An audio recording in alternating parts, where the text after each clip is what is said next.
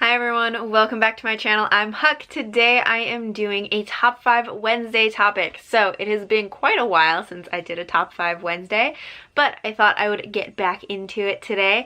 So the topic for today is favorite villains, and I will leave the Goodreads group linked down below for more topics and more information about top 5 Wednesday.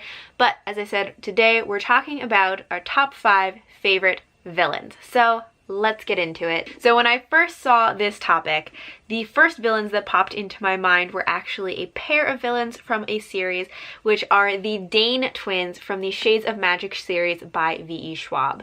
So the Dane twins, I loved as villains because they were so ruthless, and they did they gave me this very uncomfortable feeling every time they were on the page. Every time something was happening with them, I was uncomfortable with because they were there. The Dane twins, at least I think they're twins, but the Dane twins are just villainous, and I hate and love that about them. I don't remember them having any real redeeming qualities or anything that makes you feel like, oh, well, yes, they're terrible, but I understand where they're coming from. They're just really purely villainous, and I kind of love that about them. I love a villain that you can really just be like, yes, they are a villain and I have no sympathy for them.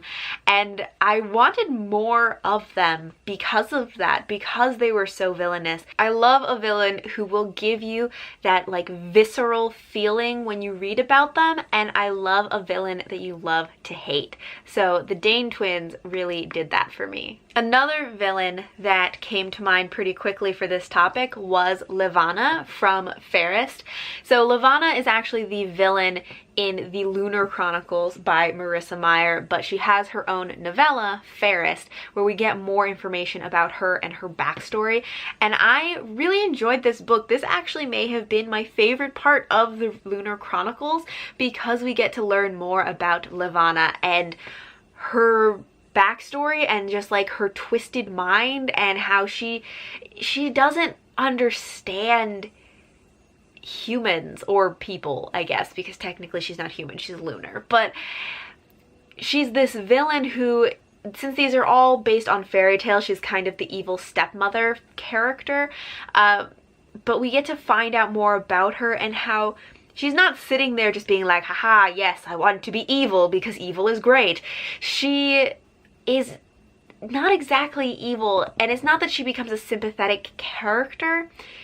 It's just that you get to understand, it's that she doesn't understand other people. She doesn't understand how people make connections and bond, and she doesn't understand just emotions and relationships.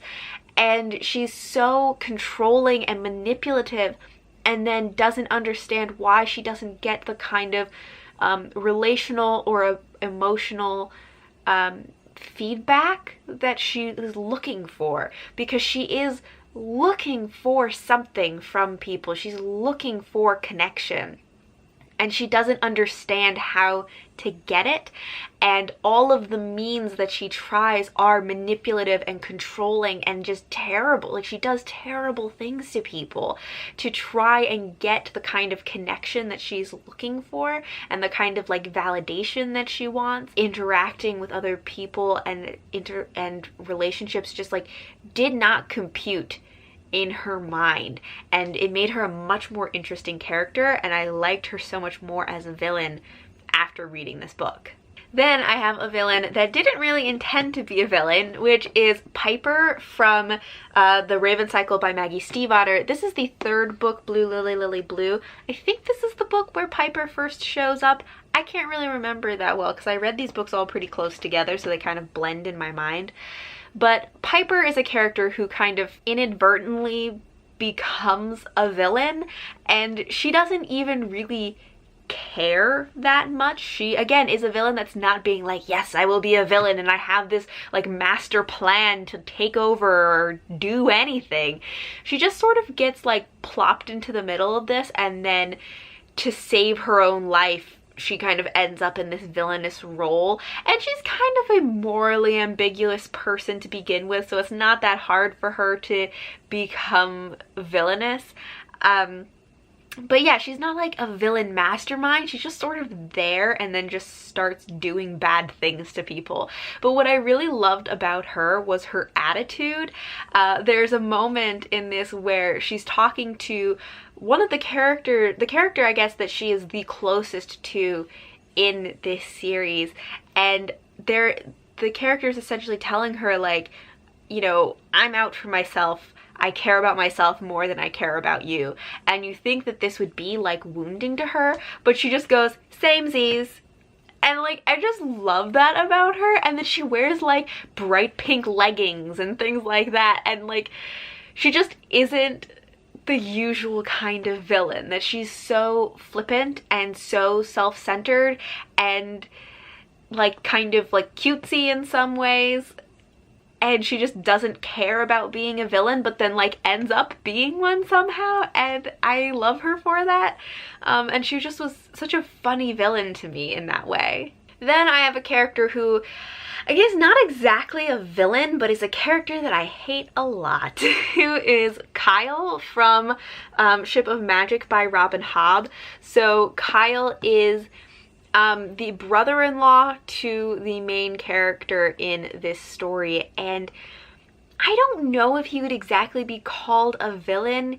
There are definitely characters in the story that would see him as villainous, and he does some terrible things. Again, you know, really only caring about himself and controlling people to get what he wants, and he treats people horribly. It's not like a big, like, I'm gonna take over the world kind of villain. It's more just, I'm going to control and destroy the people in my life to achieve what I want for my own ideals and my own ends.